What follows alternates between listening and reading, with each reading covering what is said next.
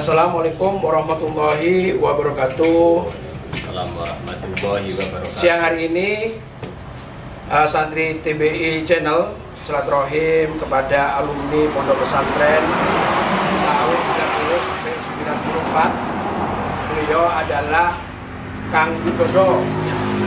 Kang Widodo ini adalah salah satu siswa 9 siswa yang terpilih menjadi ikut program BPPT, dan beliau adalah salah satu keunikannya adalah walaupun beliau ikut program BPPT sempat juga tidak naik kelas. Ya. Assalamualaikum Mas Widodo. Waalaikumsalam. Ya, sehat Mas? Alhamdulillah. Tolong ceritakan ketika di Pondok Pesantren tahun berapa masuk ikut program BPPT. Assalamualaikum warahmatullahi wabarakatuh. Saya sendiri secara pribadi merasa bangga dengan keadaan yang pernah terjadi di zaman yang lampau, mulai dari tahun 90 sampai 93-94. Itu adalah pengalaman yang paling berharga untuk saya, karena saya berada di situ. Itu saya sendiri merasa menjadi orang yang tertempa, seperti halnya itu pisau yang sudah ditajam, karena saya itu pernah ada mengalami hal-hal yang semacam ini kaitannya dengan saya menjadi siswa di AWH 90, 91, 92, 93 dan 94. Ini keunikan saya, itu di 93 saya sempat tidak bisa lulus di awal-awal 93 itu, karena salah satunya adalah di 93 itu awal daripada ujian untuk komputerisasi. Komputerisasi. Ya, ini yang menjadi saya sebagai orang yang pertama kali terdongkrak untuk menjadi orang yang benar-benar bisa maju. Kaitannya saya sendiri itu bersama-sama dengan guru-guru pembimbing. Dan terima kasih dengan guru-guru pembimbing yang bisa mensupport untuk menjadi lebih maju dan lebih matang dalam menjalani hidup, artinya sinau urip. Nah, ini salah satunya adalah dari Kepala Sekolah Pak Haji Kusnadi. Itu saya merasa sangat bangga. Jadi diri saya sendiri yang seutuhnya dengan bersama teman-teman bisa menjadi orang-orang yang dikatakan lebih talenta, lebih punya pikiran maju ke depan.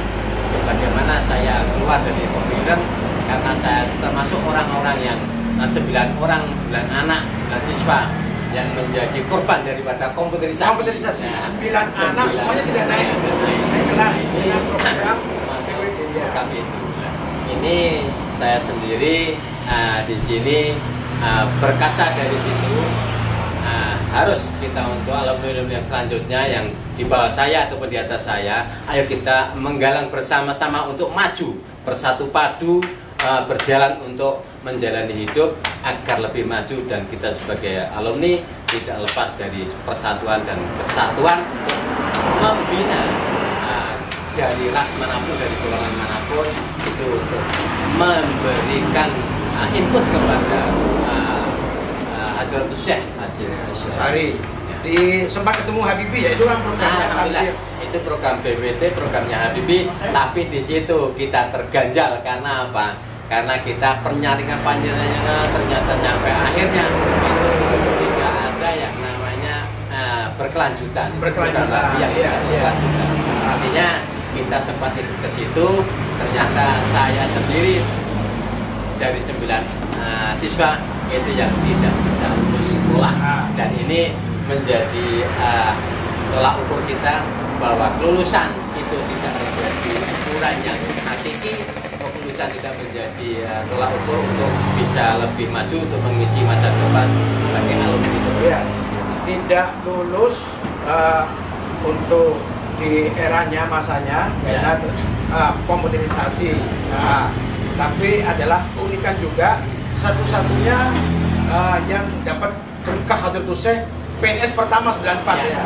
Saya termasuk 97 masuk PNS, itu untuk keberkasan saya pas sampai kali dapat AWH pertama kali dari 94 saya itu keluar boyong untuk dari Tubuhiran, dari AWH saya 97 PNS yang pertama kali. Alhamdulillah dari situ kita berkaca, tidak semuanya yang namanya kita sebagai alumni itu tidak menggadang-gadang untuk jadi PNS, tapi kita melihat era bisnis kita yang lebih panjang, lebih luas, itu bahwa kita ada salah satunya di belakang, yaitu lahan untuk perkebunan kopi. Kita untuk membina kopi yang sampai saat ini pun kita sebagai embryo daripada kelompok tani kopi dan kelompok tani tembakau, kelompok tani sayuran, itu kami lebih spesifik ke kelompok tani kopi. Ternyata kopi itu sangat menjanjikan. Iya. Sahabat, selain beliau adalah ASN, beliau juga adalah pengusaha kopi. Iya. Dan beliau punya lahan 5 hektar untuk pengolahan kopi. Mohon diceritakan Mas, selain tembakau, kopi ini mulai penanamannya terus sampai ini yang jadi kendala kita itu sebetulnya untuk SDM itu dari alumni Birang itu, ayo kita bersatu padu menggalang. Karena apa? Untuk pembuatan bibit yang lebih spesifik, artinya yang lebih bagus, yang menjadi F1 itu yang perlu kita butuhkan. Artinya F1 itu yang usia 3 tahun itu sudah bisa menghasilkan buah kopi yang gelondongannya lebih bagus. Karena kita untuk pembuatan bibit itu kita masih mengandalkan teknologi dari F1 yang untuk lab itu. Nah ini yang kalau yang F1 yang Arabica KT itu kita bisa 3 tahun kita sudah bisa berapa? 3 tahun. 3 tahun sudah bisa panen. Berapa ton satu kali panen? Itu untuk Arabica kita tanaman sekitar, kalau 5 hektar itu sekitar di areal, karena di daerah pegunungan itu jarak tanamnya itu sekitar 4 kali persegi, artinya 4 kali persegi itu 4 meter itu kita bisa masuk sekitar 4.000 batang itu kita bisa mengolah dari ladang itu untuk yang kopi Arabica yang petik merah gelondongan itu nanti begitu sudah nyampe ke lokasi daripada pengolahan pengeringan sampai nanti ke roasting itu kita serahkan kepada yang ahlinya. Karena ahli Tebu Ireng itu ahli hisap, yang keduanya itu bukan spesifik untuk ahli pengolahan kita serahkan ya. Tapi selama ini pemasaran kopi itu masih internal atau sudah meluas atau? Nah, ini alhamdulillah untuk pengolahan kopi ini kita yang untuk internal itu lokal itu semuanya sudah terpenuhi dan itu sudah kewalahan kita untuk menampung itu melayani yang lokal ini sudah kewalahan karena berkaitan dengan stok barang yang setiap tahun itu berkurang dan permintaan itu banyak. Kita sering sekali ada pesanan dari luar kota ataupun luar provinsi. Kita sering-sering sekali untuk mengirim ke situ. Tapi alhamdulillah kemarin sudah bisa kirim ke Jakarta, bisa kirim ke otomatis ke Lampung juga ada yang minta Arabica. Semua alumni. Semua alumni. Ini jejaring ekonomi alumni yang ada di Indonesia yang sedang buka kafe, buka itu sudah disebarkan atau masih belum? Belum. Karena yang untuk alumni ini memang untuk fasilitas komunikasi masih terputus. Karena apa? Karena ini menjadi semacam pengolahan kita sendiri. Untuk alumni ayo kita membuka diri. Siapa yang punya usaha kafe, ini kami punya barangnya, silakan untuk pesan kepada kami. Iya. Ini yang harus kita bangun. Ekonomi kreatifnya berapa? Ekonomi alumni harus kita bangun. Iya. Harokah alumni ekonomi itu harus dibangkitkan. Ini sesuai dengan permintaan daripada almarhum Gus Solah untuk membina daripada pengangkatan ekonomi kreatif untuk alumni itu bisa terlihat. Barusan jenengan mengatakan bahwa Gus Solah berpesan terhadap bagaimana mengangkat ekonomi kreatif. Ya. Kapan dan di mana menyampaikan itu? Itu untuk saya sendiri tidak secara langsung, tapi pas kita dari Pak Yai Agus Ahmad Yani, perwakilan dari Temanggung sama alumni senior Gus Zaki itu sudah langsung mendengar daripada pesan daripada almarhum Gusolah dan Duriah-Duriah dari Kepiren untuk bisa lebih maju, lebih kreatif dari alumni-alumni itu tidak harus tinggal diam, tidak harus duduk manis, kita harus satu untuk bisa lebih maju, melihatkan bahwa alumni itu bisa berdasarkan komitmen. Sahabat Kepiren Channel, bahwa ini adalah kekuatan ekonomi yang luar biasa. Ketika kita mampu bersinergi, kita mampu membangun jejaring ekonomi, insya Allah tidak ada bahasa santri ketinggalan. Ya, siap. Ini akan menjadi gerakan yang luar biasa ketika kita mampu menyambut kekuatan ekonomi yang dimiliki oleh alumni.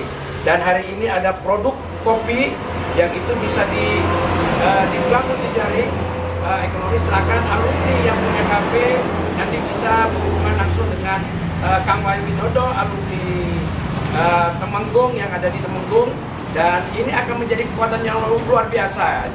Ini sudah bentuk kemasan, mungkin nanti ke depan akan lebih baik, dan harapan kita ekonomi alumni itu gimana harapan? Cita-citanya Kang Widodo terhadap alumni itu gimana? Kita harus mempunyai manajemen settingnya itu bahwa alumni itu kita harus merapat ya. Untuk merapat biar mempunyai kekuatan baik di dalam segi silaturahmi, dalam segi perekonomian kita bisa harus seperti itu. Karena apa?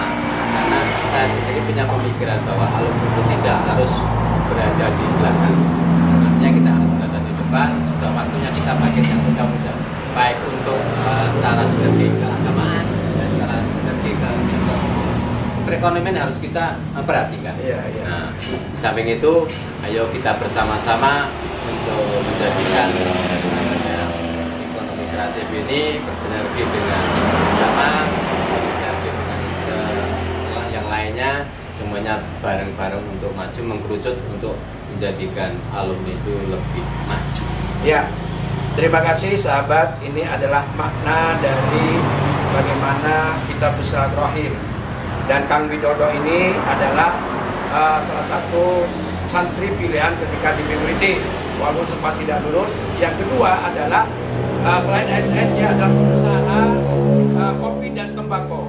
Mari kita satu barisan membangun kekuatan ekonomi dan bersinergi yang sangat luar biasa. Mungkin pesan yang terakhir untuk alumni, selain ini adalah tabarukan kepada alumni, barokah yang luar biasa. Pesan moral terhadap alumni. Pesan moral itu jangan pernah meninggalkan yang namanya barokahnya Syekh Muhammad Hasyim Asy'ari. Kita pernah mengatakan kita di dalam pondok pesantren Kepiren tidak bisa apa-apa. Iya.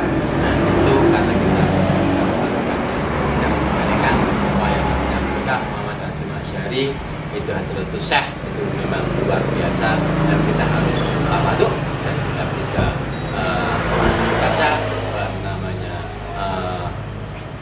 Kiai zaman dulu itu mempunyai baca ayat mustajab. Ya. Terima kasih saling berjalan, bangun silaturahim, jaring ukhuwah, menebar keberkahan. Tadi sudah disampaikan secara jelas, keberkahan Hadratus Syekh itu selalu mengiringi kita semua. Amin. Amin. Terima kasih atas waktunya. Wassalamualaikum warahmatullahi wabarakatuh.